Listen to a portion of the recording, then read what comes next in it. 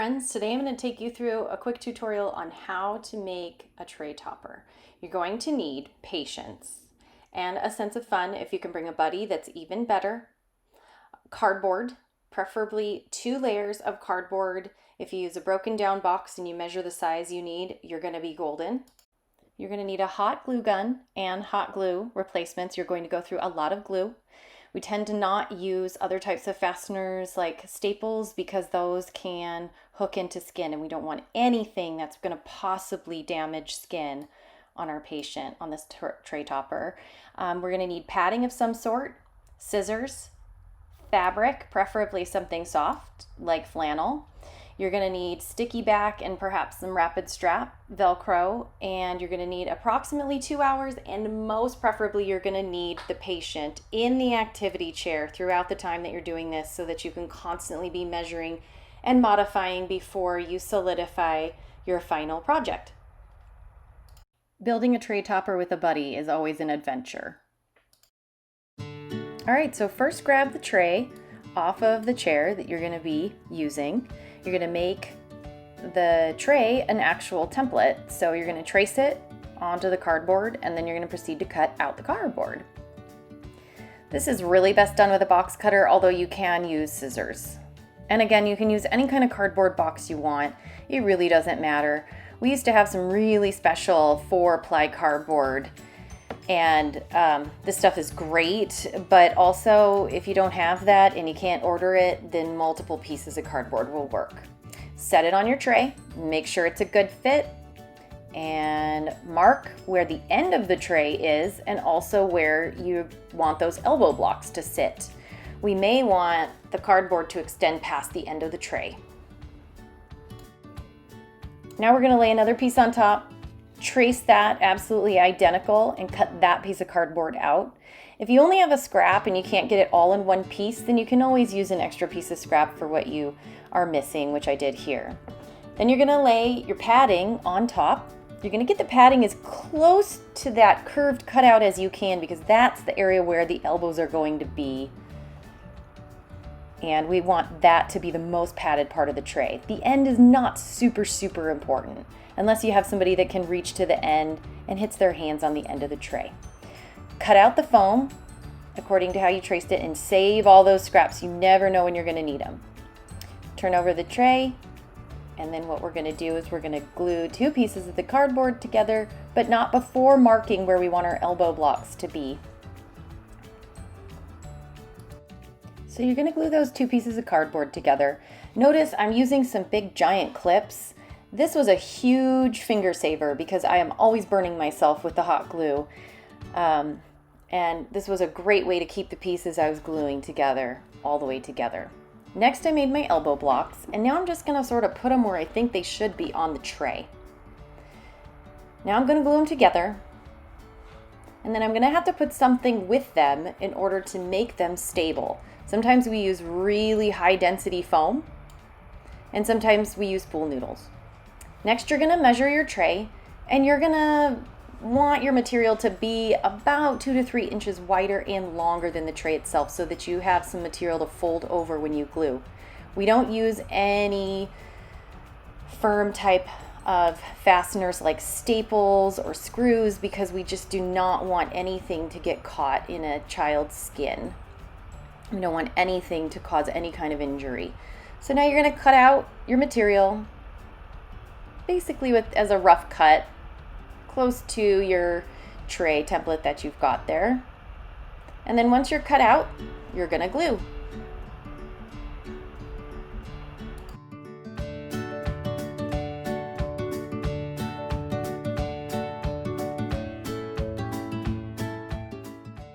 Now you're going to want to make sure that your fabric is on top of the padding, which is on top of your cardboard, and you're going to want to mark where those elbow blocks were marked on the cardboard and on the padding because you want to still make sure that you can get them into the right spot once you cover up everything that you've marked. You want to make sure that you're using a really good glue gun and that it doesn't dry too fast because if you put your glue on and it dries too quick, then you're going to be fighting with your material. The material I'm using here is something that we special order, but it really honestly is very close to a flannel. If you need something that's waterproof because you have a child that drools a lot, you can always use vinyl, and this is easily purchased from Joann's. Now I'm going to glue my pool noodles onto my elbow blocks to give them some stability. Once I'm done gluing them on, I'm going to wrap them in this special magic fabric that we have. But first I just kind of measure them and just make sure that they're generally what I'm going to want. Because these elbow blocks are going to be seen from all sides of the tray, I am going to cover them fully and kind of just wrap them up like a Christmas present.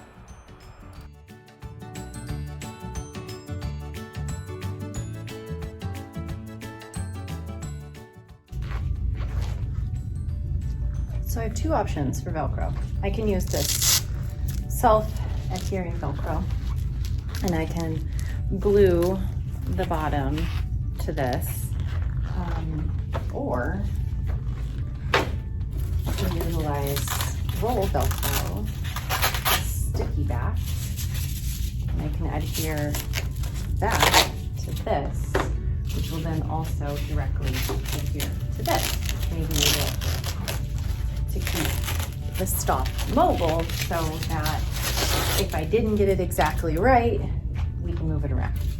This seems like the best option.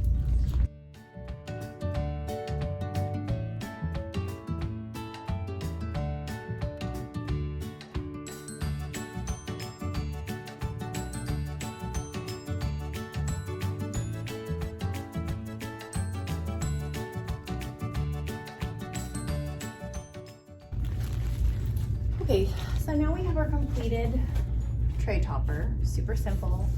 This is going to go home with somebody, and so I'm leaving this a little extra long here. One thing to note is that I may end up running into the laterals here, and somebody may need to cut this in just a little bit. But we're not going to worry about that right now. We made our removable elbow blocks, so we can take these and we can put them forward or back, wherever we need to put them. We can angle them differently because we've done some single-sided nail Velcro here. They're not super stable. That's the only problem.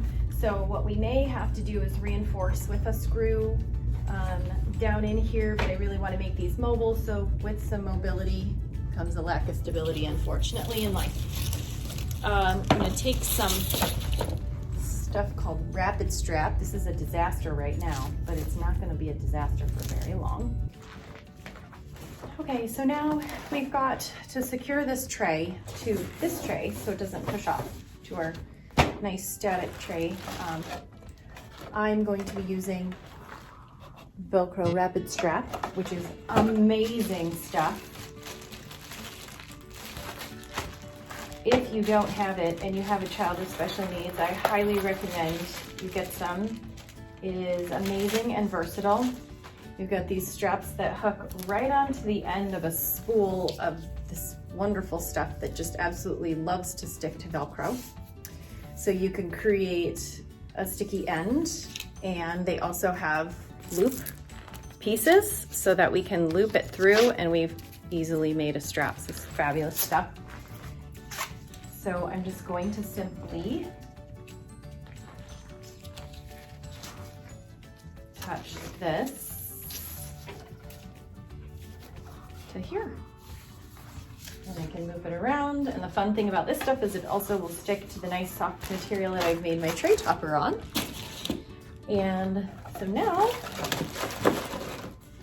I have a nice foam tray topper that is not going to hurt elbows, not going to cause skin breakdown. If the child rubs across this enough, yes, of course, it is going to cause some skin problems, but it's a very soft material. Same with this in here and in here. If I need to, I can make a rapid strap in order to secure on my elbow blocks. And I'll do that to demonstrate. Rapid strap comes with a thicker, more, I guess, durable piece of strap. There's really no stretch to it, so that would be the strap that I would use if I wanted some stability in an elbow block. because I already have some wiggliness. That's a good term to use. So I'm going to cut these the same to make my life easier. I'm going to give them both a loop end.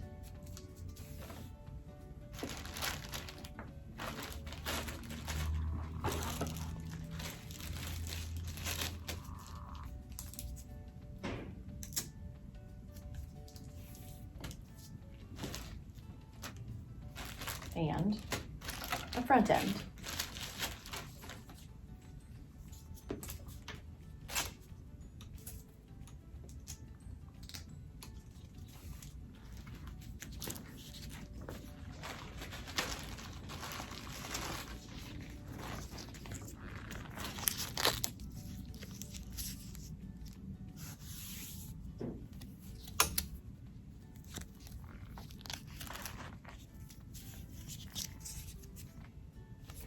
Loop end, front end.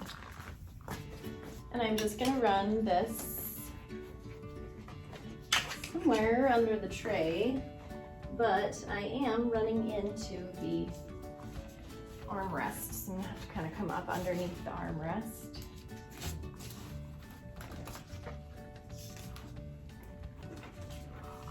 I may have to take off the tray. Strap over this way.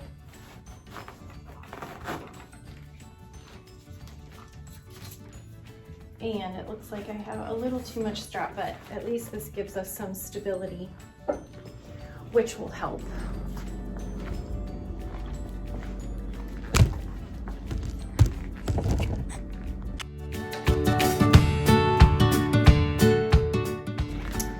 This strap, once you have installed the topper onto the tray and you've put it on and you like where the elbow blocks are, you can take this strap and just secure the elbow block to the tray topper and the tray so that you give it a little bit of stability so it can't be knocked over.